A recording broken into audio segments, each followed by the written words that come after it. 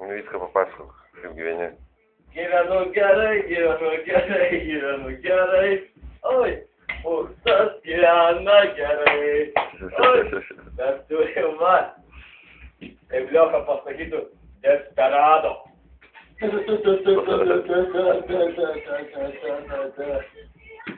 Va, taip ir gyvenam. Čia yra 11 dienų uždarbis. Matas gaus jisai už nuopelnus šitą kastilių. Jisai turi netgi lemputę šviesoforų. Jis nėra šiaip paprastas.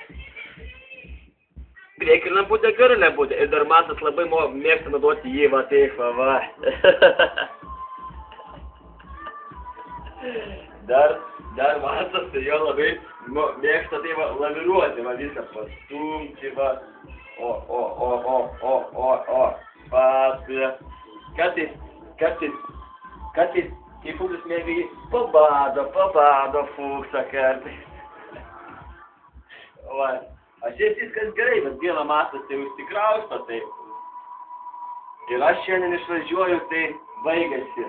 Plotai tūsai ir vakarėliai, ir Moretos, ir Modestos, ir Linutės, ir Sandrutės, ir Justės, kuri ketinasi mane nudėt.